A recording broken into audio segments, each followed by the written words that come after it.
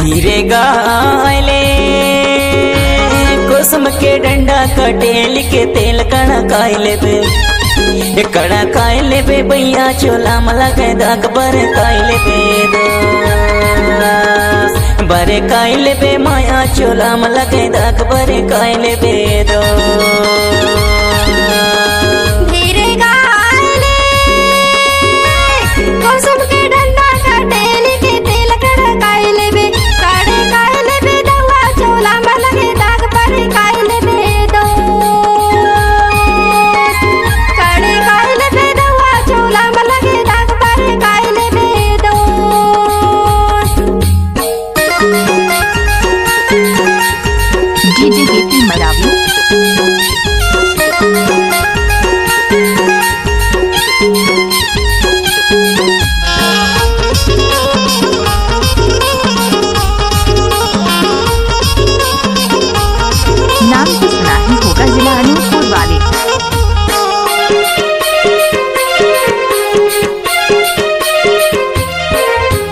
दो दिन के जिंदगी माटी के चोला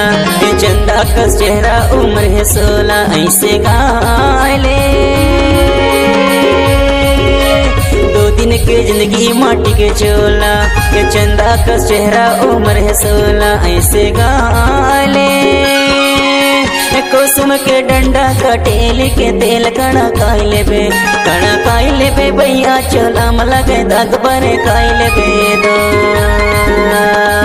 बरे कायले बे माया चोला मला के दाग बरे कायले बे दो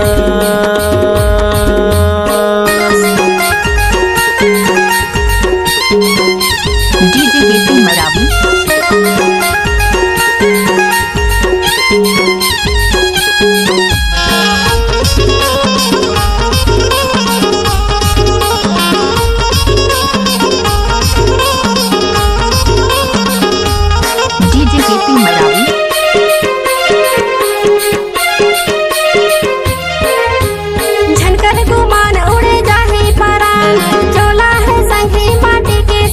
वैसे गायले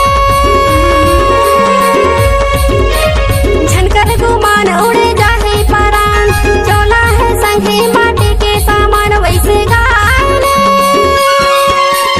कुसुम के डंडा कटेल के तेल कड़ा कायले बे काड़े कायले बे दवा चोला में लगे दाग पर कायले बे दो काड़े कायले बे दवा चोला में लगे दाग पर कायले बे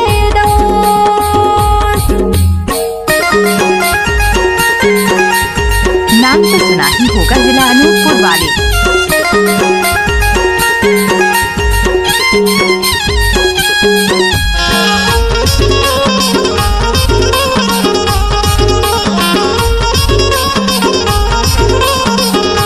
डीजे वीपी मरावी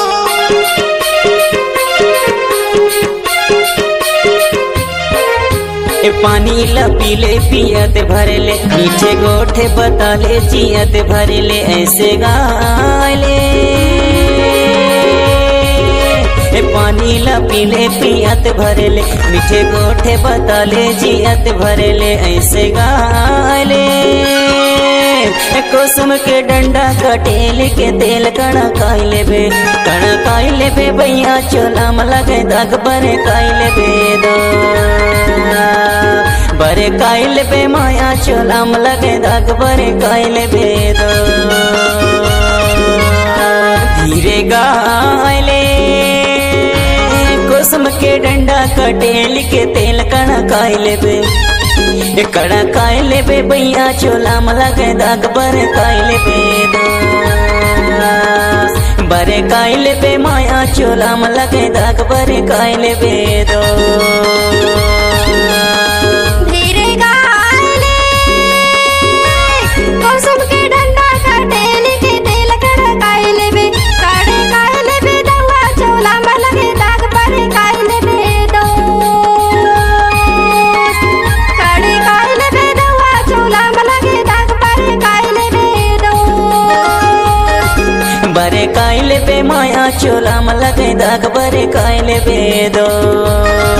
काड़े कायले बे दवा चोला में लगे दाग बरे कायले बे दो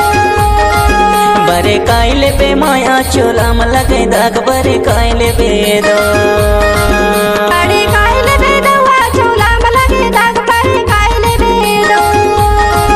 बरे काइले बे माया चोला में लगे दाग बरे काइले बे दो